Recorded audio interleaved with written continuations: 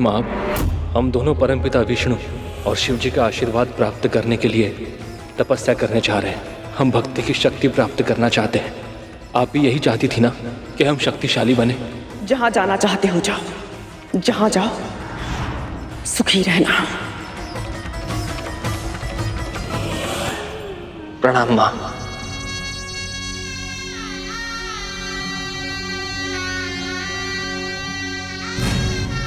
तुम सुखी हो ना?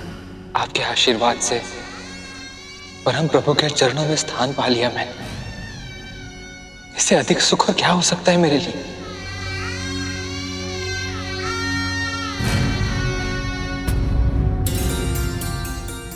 विद्या माँ,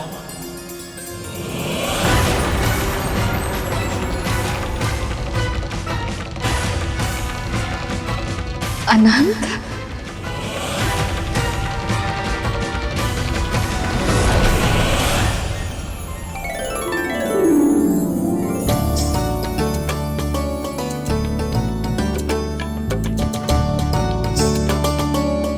सदैव सुखी रहे, यशस्वी हो।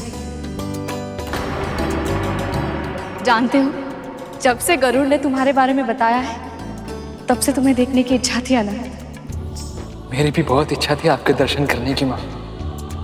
मैं भले ही घर से दूर चला गया, पर आपका विचार मेरे मन में सदैव रहता है।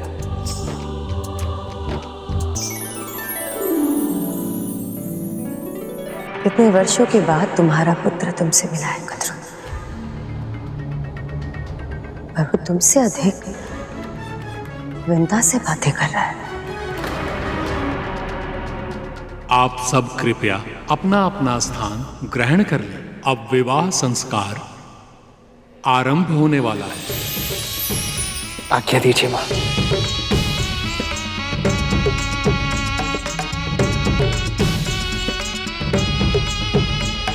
माँ, विवाह को संस्कार क्यों माना जाता है?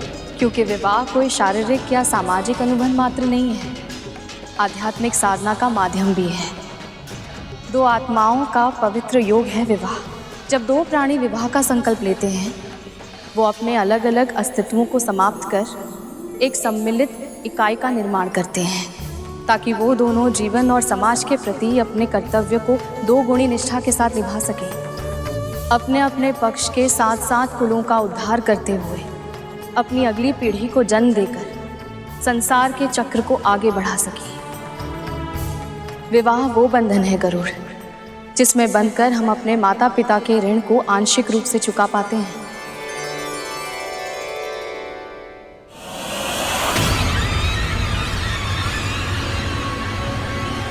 हम ये मंथन नहीं कर सकते। परंतु महाराज, अमृत। तो आपको सत्य का आभास हो ही गया महाराज।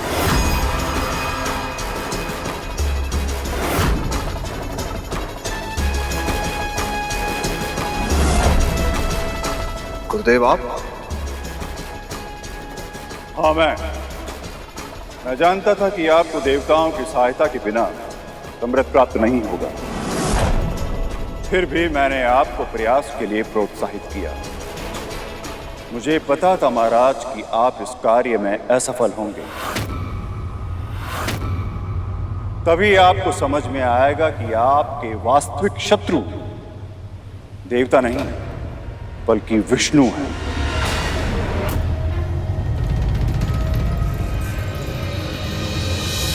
जब देवता संधि का प्रस्ताव लेकर आए थे, तभी मैं समझ गया था कि ये विष्णु के अगले अवतार के प्रकट होने का समय है,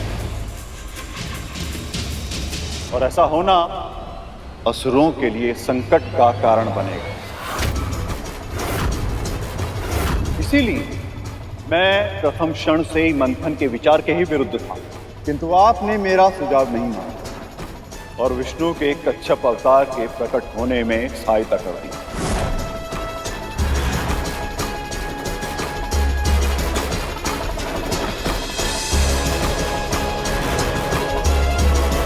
और इसी मूर्खता के कारण लक्ष्मी क्षीर सागर से वापस लौट आई।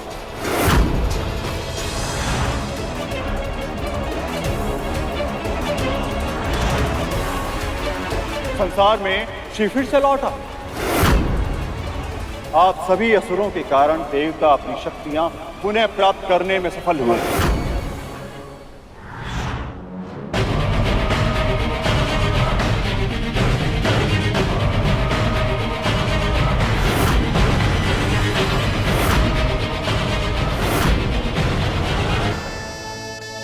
अग्निदेव, आरंभ कीजिए। जो आज्ञा ब्रह्मदेव।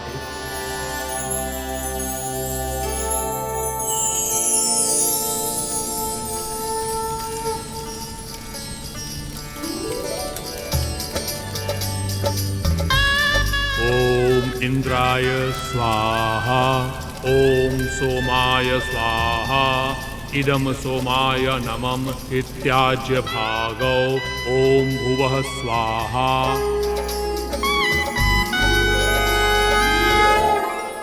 और अब विष्णु और लक्ष्मी दोनों देवताओं के साथ हैं, इसलिए देवता इस मंथन के कार्य को भी पूर्ण करेंगे और उन्हें अमृत भी प्राप्त होगा।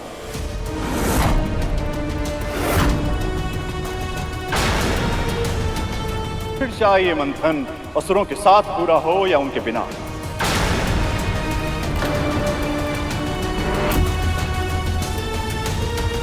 अब कन्यादान होगा। समुद्रदेव, महारानी, अब आप वधू का हाथ अपने हाथ में लें और उसे वर के हाथ में रख दें। कन्यादान का अर्थ होता है पिता द्वारा कन्या का सारा दायित्व वर के हाथों में सौंप देना और उस पर अपना अधिकार सदा के लिए त्याग कर देना। कन्यादान के बाद वधू पूरी तरह से वर की हो जाती है।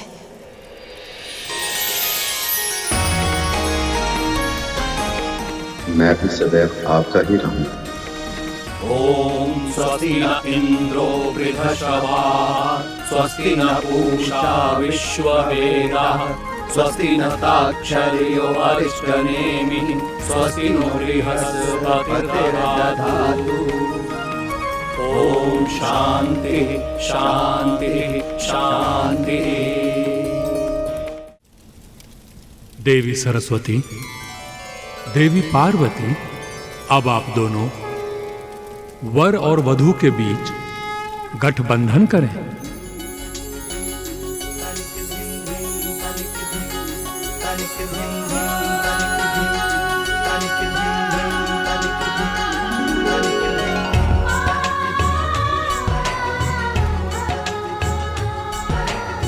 ध्यान से देखो पुत्र, इस गठबंधन में रखे जाने वाली हर वस्तु का एक विशेष अर्थ और महत्व है। मुद्रा का अर्थ है धन पर पति और पत्नी का समान अधिकार होगा। पुष्प सदैव हंसते और मुस्कुराते रहने का प्रतीक है। हल्दी निरोगी जीवन की प्रतीक होती है। एक गृहस्थी सुचारू रूप से तभी चल सकती है जब पति पत्नी दोनों पूरी तरह से स्वस्थ और निरोगी हों। और फिर मेरी प्रिय दूर्वा घास भी डाली जाती है, जो कभी ना मुरझाने वाले प्रेम की प्रतीक है। जानते हैं अरुण गरुड़, दूर्वा कितनी भी क्यों ना सूख जाए, उसे भूमि पर डाला जाए तो वो फिर से उग जाती है। इसीलिए दूर्वा ये संदेश देती है कि यदि कभी क्रोध और रुष्टता के कारण दाम्पत्य जीवन का पौधा सूखने लगे तो उसे प्रेम की भूमि में बो करके फिर से हरा भरा बना लेना चाहिए। वो देखिए, देवी सरस्वती ने अभी अभी गठबंधन में अक्षत डाला है। अक्षत अन्न की संपन्नता का प्रतीक होता है पुत्रों, और इतनी संपन्नता तो होनी ही चाहिए कि परिवार के साथ साथ समाज की भी भूख मिट जाए।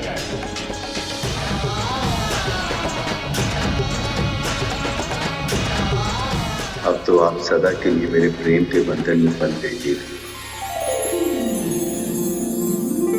इस प्रेम बंधन में बंध कर मुझे संसार के सारे सुख प्राप्त हो गए प्रभु। अब से सदैव मेरा नाम लेने से पहले आपका नाम पुकारा जाएगा। अरे वाह, ये विवाह संस्कार कितना रुचिकर है। इसके हर छोटी बड़ी रीति के पीछे कितने संदेश, कितने विचार छिपे हुए हैं। बातों बातों में चूक मत जाना करो। अभी विवाह की सबसे महत्वपूर्ण रीति आरंभ होने वाली है। अब आप दोनों अपनी अपनी प्रतिज्ञाएं लें। आज से अपनी धर्मपत्नी को अर्धांगिनी घोषित करते हुए मैं इनके साथ अपने व्यक्तित्व को मिलाते हुए एक नए जीवन की सृष्टि करता हूं। अपने तन के अंगों की भांति ही मैं अपनी अर्धांगिनी की भी रक्षा करूंगा। अपने जीवन को पति के साथ संयुक्त करके मैं एक नए जीवन की सृष्टि करूंगी। इसके पश्चात सत्य अर्थ में मैं आपकी अर्धांगिनी बनकर रहूंगी।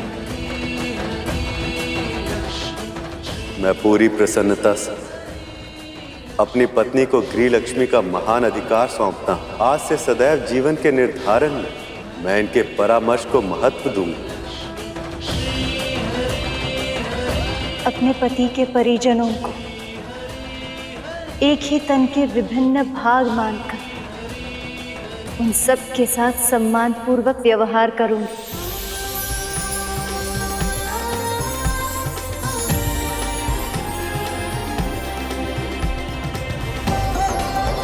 नारद, गरुड़, शेषनाग मेरे और श्री विष्णु के परिवार के अभिन्न अंग हैं। ये सब और मेरे सारे सच्चे भक्त ही तो हैं मेरा परिवार।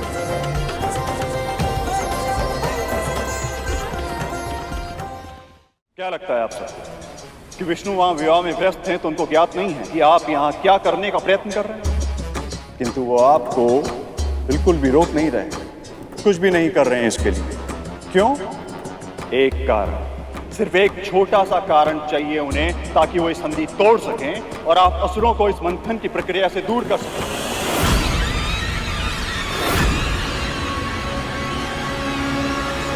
ताकि सारा का सारा अमृत देवताओं को प्राप्त हो सके।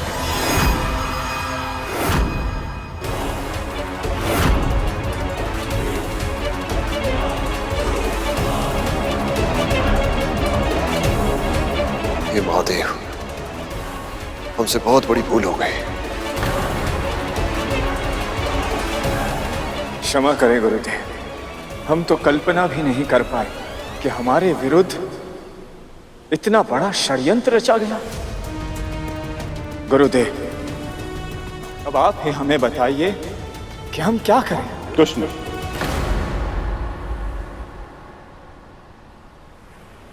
जब आप कुछ नहीं कर सकते इसलिए जो संकल्प किया है उसे पूर्ण करना होगा। विष्णु और लक्ष्मी का विवाह समाप्त होने तक की प्रतीक्षा कीजिए और उसके बाद पुनः मंथन के कार्य में जुट जाइए। पर इस समुद्र मंथन के साथ साथ एक विचार मंथन भी अपने मस्तिष्क में हर क्षण करते रहिए कि असुरों को अमृत पहले कैसे प्राप्त हो।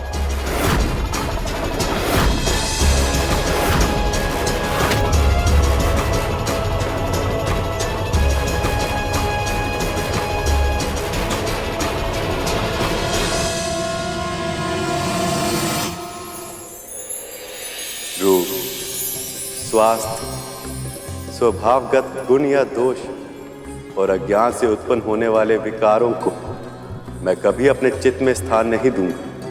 उनके कारण असंतोष व्यक्त नहीं करूंगा। पत्नी द्वारा यदि कभी कोई भूल हो जाए तो स्नेहपूर्वक उसे सुधारते या सहते हुए मैं पत्नी के प्रति आत्मीयता बनाए रखूंगा। सदैव परिश्रम पूर्वक घर के सारे कार्य करूंगी। मैं पति की प्रगति और घर के विकास के लिए समुचित योगदान करूंगी। मैं पत्नी का मित्र बनकर रहूंगा और सदैव अपार स्नेह देता रहूंगा। इस वचन का पालन मैं पूरी निष्ठा और सत्य के आधार पर करूंगा। मैं पतिव्रत धर्म का पूर्ण रूप से पालन करूं, कपट और दुरावा नहीं करूं। पति के आदेशों का अविलंब पालन करने का अभ्यास करूंगी। जिस तरह से पत्नी के लिए पतिव्रत की मर्यादा का निधान है, मैं स्वयं उसी दृढ़ता से पतिव्रत का पालन करूंगा। चिंतन और आचरण दोनों में पर नारी के साथ वासनात्मक संबंध का विचार भी कभी नहीं आने दूंगा। मैं सेवा, स्वच्छता और प्रिय वचन का सदैव पालन करूंगी। ईर्ष्या और कुड़न से दूर रहूंगी और सदैव प्रसन्नता बांटने का प्रयास करूंगी। पत्नी की प्रगति, सुख और सुरक्षा की व्यवस्था मैं अपनी पूरी शक्ति के साथ करूं। किसी के सामने भी पत्नी को लांछित या तिरस्कृत कभी नहीं करूंगा। पत्नी होने के नाते मेरे पति मेरे लिए देवता स्वरूप यही मानकर और सारे मतभेदों को भूलकर मैं सदैव आपकी सेवा करूंगी, कभी आपका अपमान नहीं करूंगी।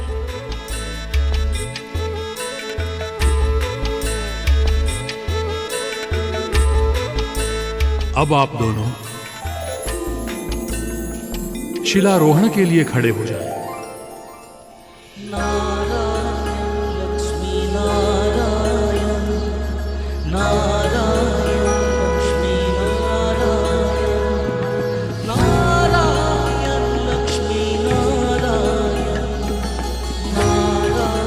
हम दोनों ये प्रतिज्ञा लेते कि शिला की तरह स्थिर रहकर हम सदैव अपनी प्रतिज्ञाओं का पालन करेंगे। हम दोनों ये प्रतिज्ञा लेते हैं कि शिला की तरह स्थिर रहकर हम सदैव अपनी प्रतिज्ञाओं का पालन करेंगे।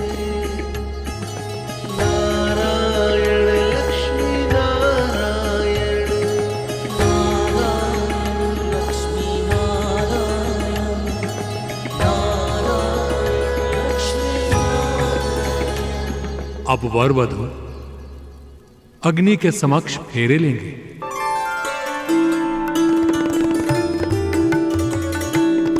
माँ, ये सभी फेरे अग्नि के सामने क्यों लिए जाते हैं? क्योंकि अग्नि सूर्य देव का प्रतीक है गरुड़,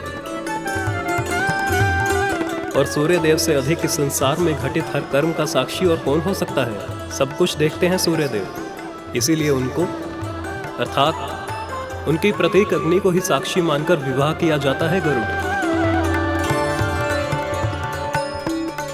अद्भुत! ये जानने के बाद तो मैं स्वयं को और अधिक सौभाग्यशाली अनुभव कर रहा हूँ, क्योंकि अग्निदेव और सूर्यदेव मेरे बड़े भाई हैं।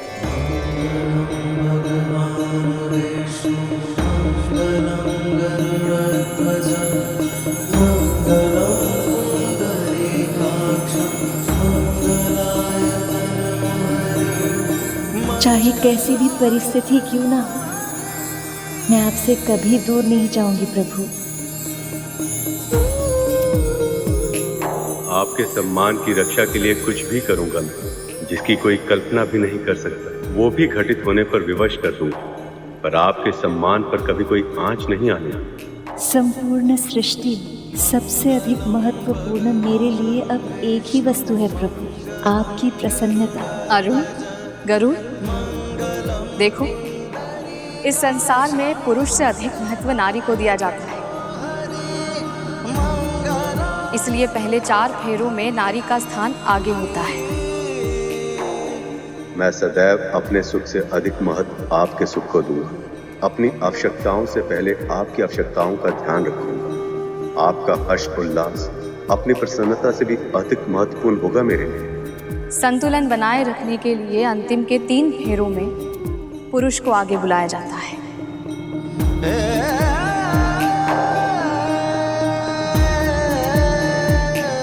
वैसे तो मैं आपके ऊपर कोई संकट आने ही नहीं दूंगा, पर यदि विधि के विधानवश आ भी गए तो आप तक पहुंचने से पहले उसे मेरा सामना करना होगा। जो आपका अहित करेगा उसके सामने चट्टान बनकर खड़ा हो जाऊंगा।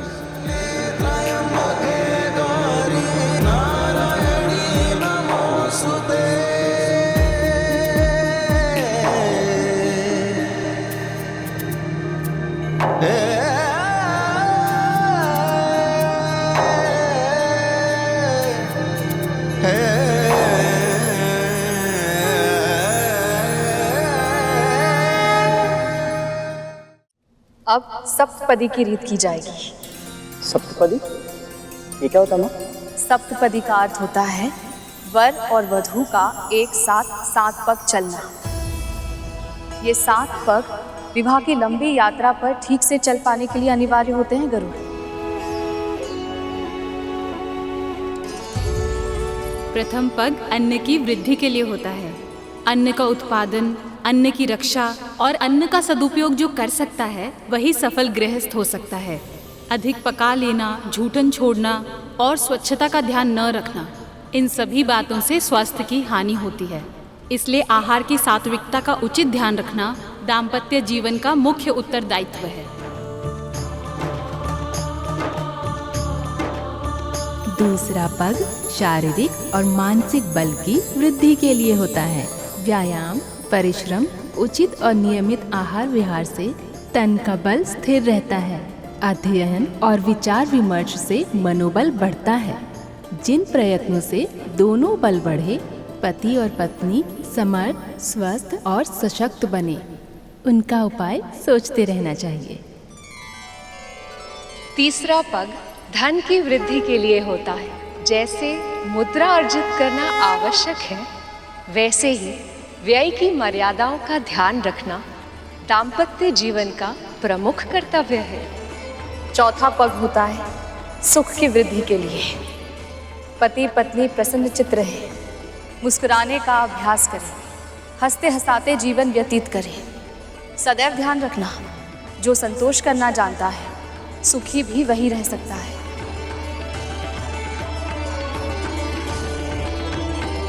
पांचवा पग परिवार पालन की नीति सिखाने के लिए होता है। छोटे बड़े सभी के साथ उचित व्यवहार किया जाए।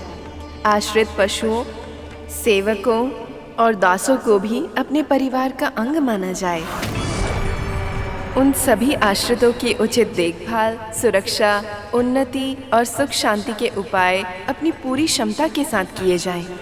यही इस पांचवें पग की शिक्षा है। संतानों को जन्म देना स्वाभाविक है, इसीलिए दाम्पत्य जीवन में उसका भी स्थान है। परंतु इन कर्तव्यों का निर्वहन करते हुए भी मर्यादाओं का पूरी कठोरता और सतर्कता से पालन किया जाना चाहिए। यही इस छठे पग का संदेश है।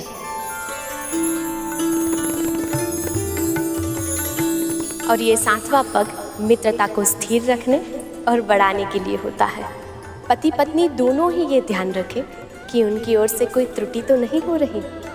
साथ ही अगर कोई भूल कर भी रहा हो तो उसका उत्तर कठोरता से नहीं बल्कि सच्चता और सहृदयता के साथ दिया जाना चाहिए। दुष्टों के साथ दुष्टता की नीति सांसारिक व्यक्तियों के साथ एक सीमा तक अपनाई जा सकती है, परंतु अपने साथी का हृदय जीतने के लिए उदारता, सेवा, सौजन्यता और क्षमा जैसे शस्त्र ही उपयोग में लाने जाने चाहिए।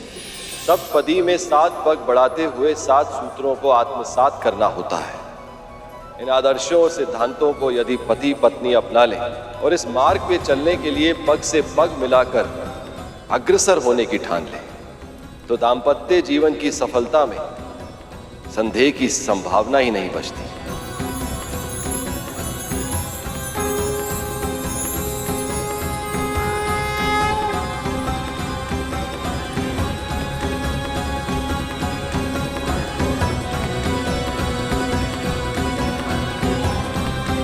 सप्तपदी होने के बाद ही अर्धांगिनी को वामांगी का अधिकार प्राप्त होता है।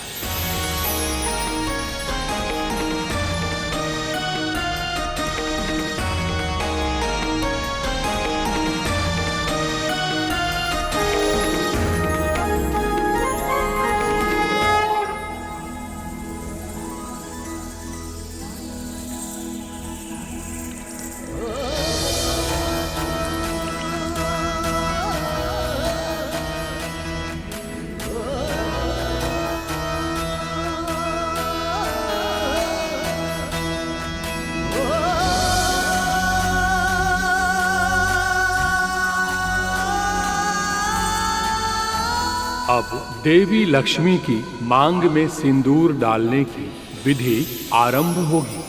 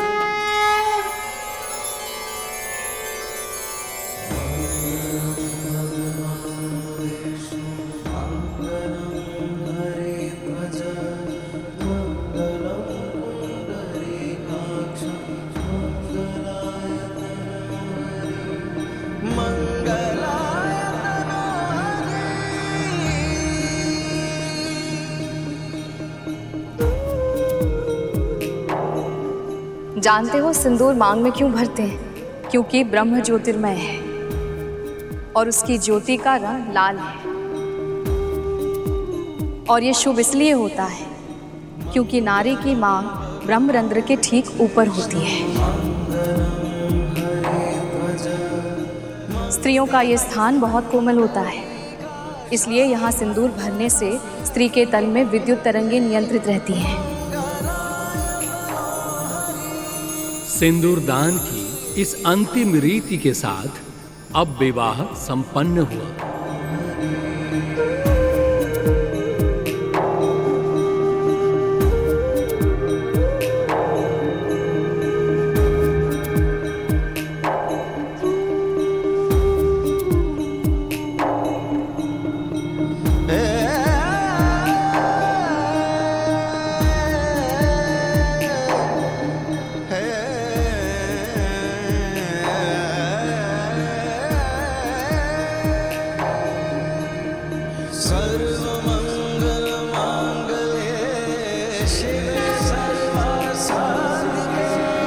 इस विवाह और इस दृश्य को देखकर मेरा जीवन धन्य हो गया।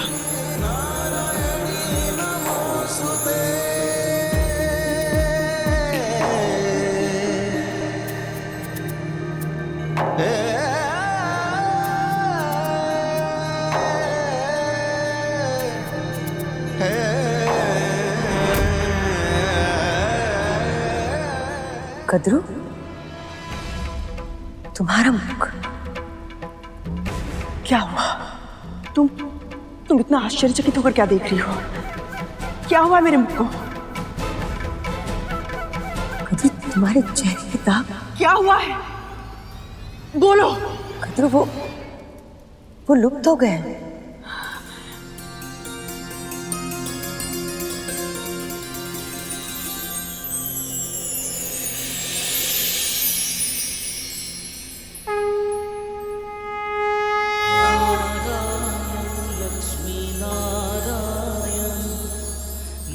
धन्यवाद प्रभु विष्णु, धन्यवाद माता लक्ष्मी, आपको कोटि कोटि धन्यवाद।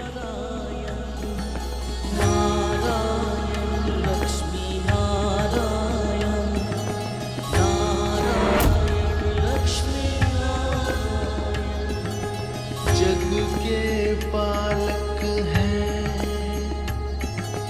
नारायण, लक्ष्मी नारायण, जग के पालक हैं नारायण, लक्ष्मी नारायण, नारायण लक्ष्मी नारायण, नारायण लक्ष्मी। लगता है आप समझी नहीं असुर माता। ये महिमा प्रभु विष्णु और माँ लक्ष्मी की है। आज विवाह इनका हुआ है, पर जो अतिथि पूरे मन से सम्मिलित हुए हैं, अब उन सबका कल्याण होगा। नारायण नारायण। सत्य कहा मुनिवर। केवल आज ही नहीं, आज से अनंत काल तक जो भी पूरे मन से और सच्ची श्रद्धा से लक्ष्मी नारायण का ध्यान करेगा, उसके जीवन में सुख, समृद्धि और शांति का वास होगा। उसके सारे मनोरथ सफल होंगे, सभी इच्छाएं पूरी होंगी।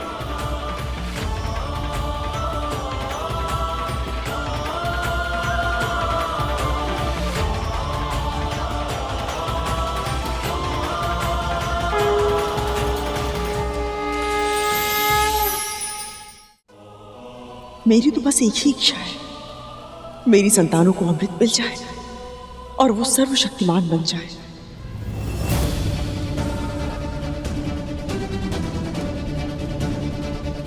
माया का खेल भी कितना अनोखा है, कितनी शीघ्र घेर लेती। अभी कुछ क्षण पहले तक कद्रू के मन में केवल भक्ति थी, किंतु इच्छाओं ने फिर से इसे अब जकड़ लिया। पर प्रभु, जब तक ये अपने दोषों से मुक्त नहीं होती, वृंदा और गरुड़ अपने दासत्व से मुक्त कब होंगे?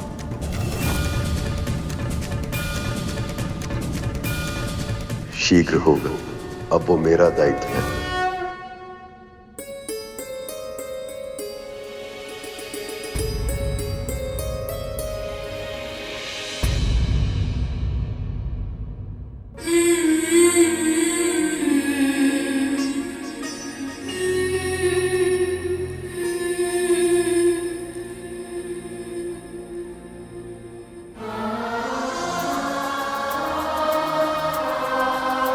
रो क्यों रहा है तू? मुझे दासी के इन वस्त्रों में देखकर? ये तो होना ही था ना गरुड़। परंतु क्यों माँ? जब प्रभु विष्णु और माता लक्ष्मी के आशीर्वाद से बड़ी माँ के मुख के धब्बे हट सकते हैं, फिर हमें दासत्व से मुक्ति क्यों नहीं कर?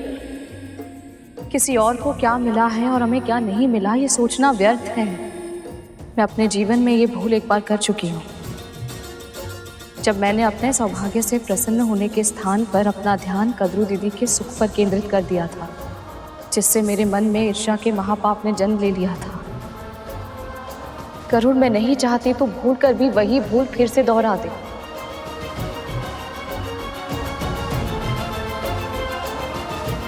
आप सही कह रही हो। तू चिंता मत कर गरुड़,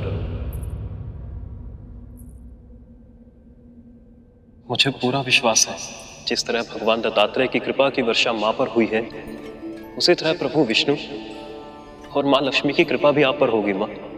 उनकी कृपा का आशीर्वाद तो मुझे पहले ही मिल चुका है अरुण। इतने अच्छे, इतने संस्कारी दो पुत्र जो दिए हैं उन्होंने मुझे। अपने पुत्रों के अच्छे कर्म और सेवा का फल ही तो है, जिसके कारण मैं इस पवित्र समारोह में सम्मिलित हो पाई हूँ। यहाँ इतना सम्मान, इतना अपनापन मिला है मुझे। ये सब केवल इस जन्म में ही नहीं, आने वाले हर जन्म में मुझे सुख देने के लिए पर्याप्त है। अब और मुझे कुछ नहीं चाहिए।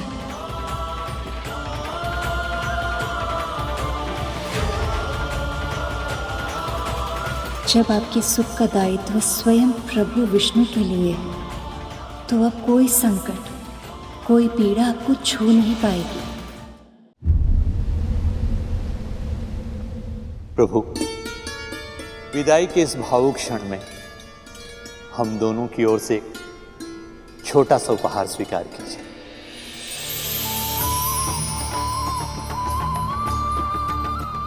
इसकी कोई आवश्यकता नहीं है पिताजी। ये मणि उस सम्मान का प्रतीक है जो आप सबने मुझे दिया है। आज मैं अपनी पुत्री के साथ साथ इस मणि को भी आपको सौंप रहा हूं। आपकी पुत्री मेरे हृदय में वास करती है।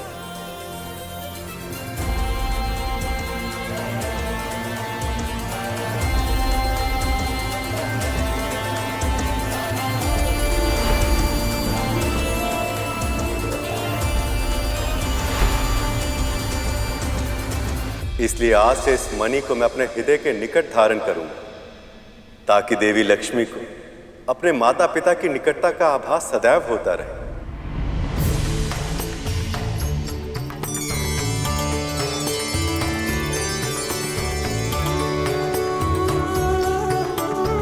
सारे संसार की श्री को हम दोनों भला दे ही क्या सकते हैं, फिर भी पुत्री, इसे हमारी प्रेम की भेंट समझकर स्वीकार कीजिए।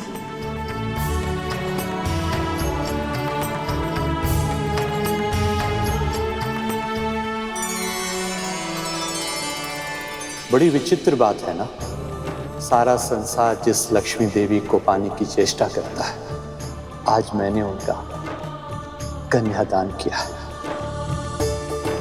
पर मैं जब देखता हूं कि मैंने अपनी पुत्री का हाथ किन हाथों में दिया है, तो ऐसा लगता है जैसे इससे बढ़कर और पुण्य कार्य कुछ हो ही नहीं सकता। अपनी पुत्री का घर से जाना किसी को अच्छा नहीं लगता, पर मैं लक्ष्मी भी हूँ और जाते जाते मैं इस घर को कुछ देना चाहती हूँ।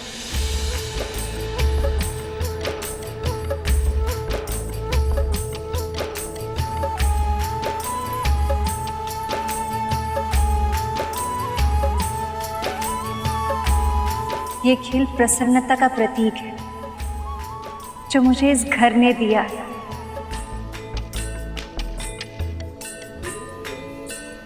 पत्नी होने के नाते मुझे आगे बढ़ना है, किंतु पुत्री होने के नाते मैं यहाँ प्रसन्नता बिखेर के जाना चाहती हूँ।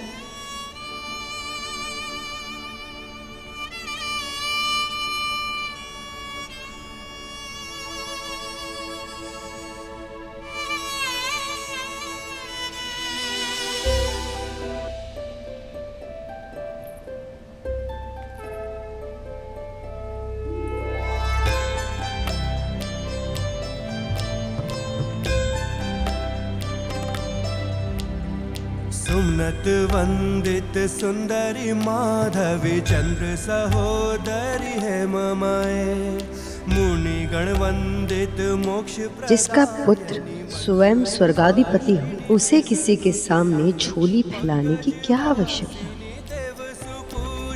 सद्गुण वर्षिणी शांति युते जय जय है मधुसूदन कामिनी धन लक्ष्मी रूपेणा पालय मां श्लो अष्टलक्ष्मी नमस्तुभ्यं वरद काम रूपिणी विष्णु वक्षः स्थलारूढे भक्त मोक्ष प्रदायिनी जगन्मात्रे च मोहिन्ये मंगलम शुभ मंगलम।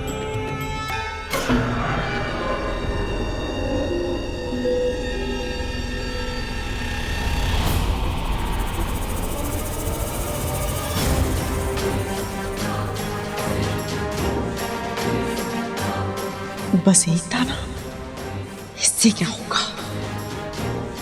अच्छा हो ये व्रत की प्रथा के साथ ये विवाह भी संपन्न हुआ और अब शुरू होगा मंथन। रुक जाइए मामी श्री, आप इस रथ पर नहीं चढ़ सकती। गणेश जी अब क्या करना चाहते हैं? कहीं कोई भूल चूक ना हो गई, अब और विघ्न ना आ जाए।